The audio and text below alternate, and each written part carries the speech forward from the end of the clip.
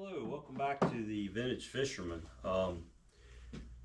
Just doing a little series of firsts, and I did a series on my first freshwater reels and rods, or first big fish caught on those rods and reels.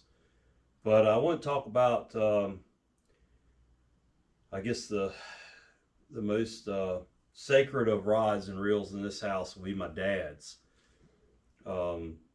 We went down to the Outer Banks in '77 for the first time, and when we got back, he was hooked on fishing. And I remember us going to Kmart, because they had our Kmart here in Roanoke had a big fishing section, huge, outdoors, even sold firearms. And he picked up his first pure rods and reels, because that's most of what we were doing at the time, was just pure fishing. We hadn't gone to the surf yet. We didn't have we had four-wheel drives, but not enough that would make it to the Outer Banks. But Dad went out and he bought, this is a Kmart reel. It's a 4004 high-speed ball bearing. I remember we went over to Sears and bought this rod maybe the next day or two. It's a Game Fisher rod, Sears Roebuck and Company. I believe at the time Sears was still over on Williamson Road. They may have, yeah, because Valley View Mall didn't exist yet. So he bought this little rod and reel, within a couple of days, and we took it back with us the next time we went. So those are holy grail for me and my family. My kids will get that one someday. We'll put it over here out of the way as we go through them. And he also bought this Kmart reel. So I'm thinking that Kmart reel was probably a Garcia Mitchell. This one was probably an Olympic, because they just rebranded reels for Kmart. They didn't have their own, actually, make their own reels. They rebranded somebody else's. And it's on a Shakespeare sturdy stick. Pretty sure he bought this rod and reel at Kmart, and it's not really a spinning rod, but for the pier where you're basically just throwing out there maybe 50 yards at the most. It was fine for that, and he caught a lot of fish on these two rigs. Those were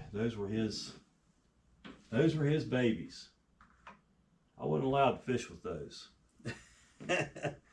My uncle, who fished with us a lot, he was a little more of a man of means, so he went out. He wanted to go down with us the next time we went, and he went out and bought a Daiwa. He did his research. He found out that Daiwa Silver Series was at the time the best reels. These master rods were some of the best surf rods made. This is a 10-foot master. This is a Daiwa 4000C.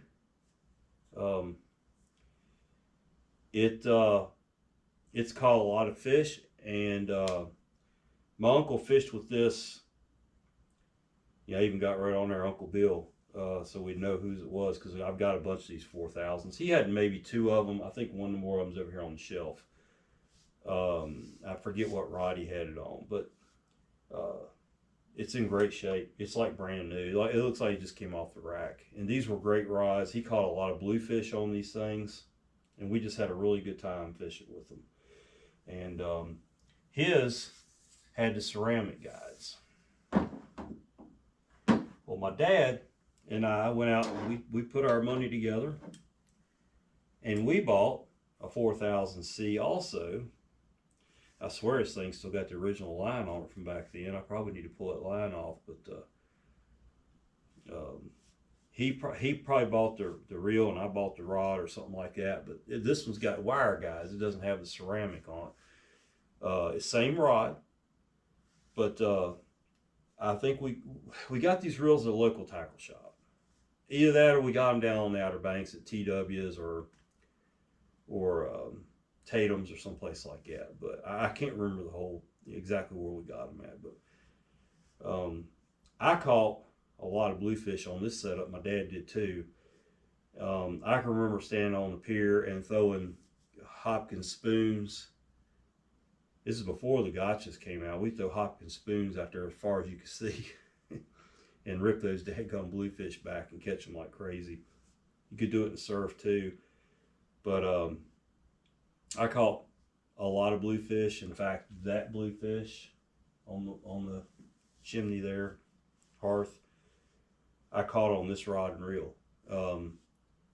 It was Thanksgiving Day, I want to say 1978.